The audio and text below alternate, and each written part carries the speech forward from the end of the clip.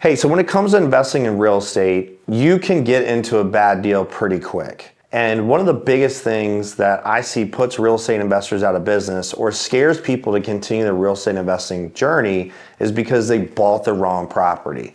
So one of the things I'm going to talk about today is how to not do that, right? You don't want to get into a situation where you buy the wrong property. And with all the information that's out there, your ability to underwrite deals, everything that's out there in today's world, you can avoid buying the wrong property all day so you don't have these issues. So let's talk about a couple of things you need to look for and you need to spot, right? So we're gonna specifically talk about single family residential rentals, okay? So when it comes to investing in a rental, it's actually pretty easy to figure this out and not make a mistake if you're paying attention and understand a couple of these things. So number one, when it comes to investing in real estate, it's all math. The numbers work or they don't. So one of the things I like to say is the 1% rule. If you buy a $200,000 house, it has to rent for $2,000. Now, when you are underwriting a property, what you have to do is you don't do fictitious. You have to do the real thing.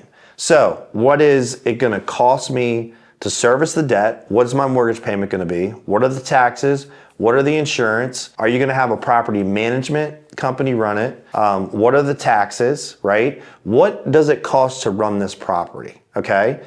And what you need to do is you need to have enough cushion above that. So let's just say, taking that same example, that $200,000, that property, you're going to get $2,000 in rent. And to run the property, it's going to cost you $2,000.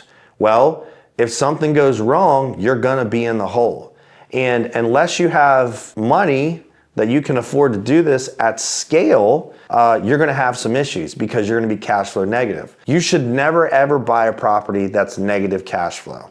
So if you don't have a cushion, say $300-400 a month, right, where your rent and your expenses, you've got enough cushion to pay all of your expenses based on the rent and have some left over, then you shouldn't buy the property. Because at scale, let's just say that it breaks even and then you go out and buy 10 of them and then you have major maintenance costs on 10 of them in 1 month and you don't have the money to afford to fix everything, you're gonna have an issue. So it's super important, it cash flows or it doesn't. The numbers are the numbers.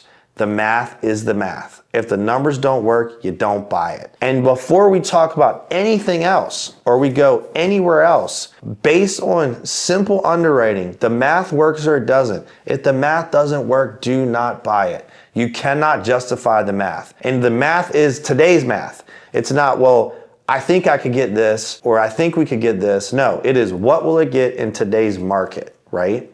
What are the numbers today? Not what it could be. So it doesn't matter what it could be because that's not what is today. So the math works or the math doesn't. Number two, when you're going to buy a rental property, it has deferred maintenance or it hasn't been renovated or whatever the case is, you really need to understand and fully grasp what it's going to cost you to maintain that property.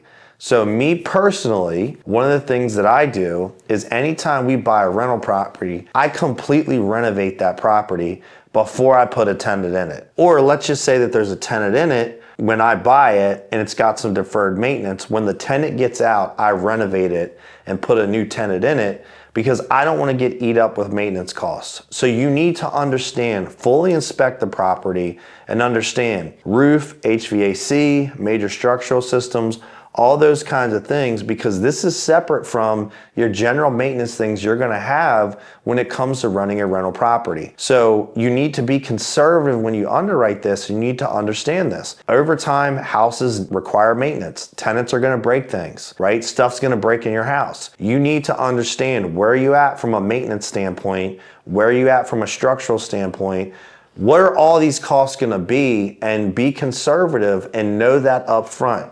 The last thing you want to do is buy a rental property, think you're going to make X, and in the first year you got $20,000 worth of repairs, and now your cash flow has been crushed, and you don't have the money to pay for that. Don't do that. Understand what maintenance costs are going to be for a property, and understand, budget that in.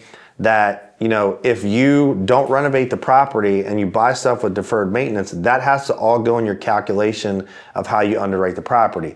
And my suggestion is this: don't buy a property with a bunch of deferred maintenance, right? Because you're just gonna always have issues. Buy it, renovate, buy newer, whatever the case is. Deferred maintenance is going to be an issue, especially if you're not, an expert in real estate investing. Another thing when it comes to a rental property is we say in real estate, location, location, location. That is a big deal.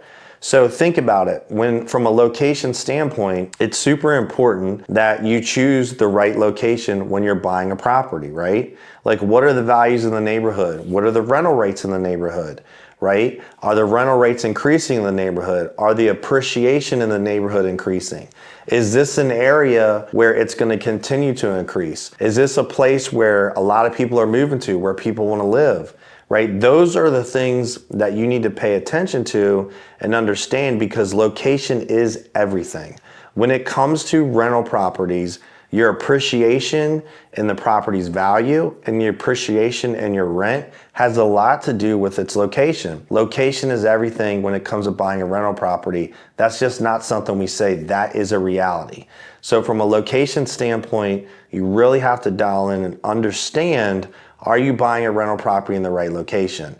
And if you buy in the wrong location, you potentially could have an issue where you lose money on the deal, or you have to sell it, or you're forced to sell it because it doesn't rent for what you thought, it doesn't appreciate, and you start having issues, right? So that's another big thing when it comes to buying a rental property, is you got to understand the location side of it. Another issue when it comes to investing in rental properties where you potentially can have an issue is, here's my personal opinion. Under no circumstances should you manage your own properties. If you want to build a rental portfolio at scale, if you want to be an investor at scale, you have no business in running your own rental properties, managing them.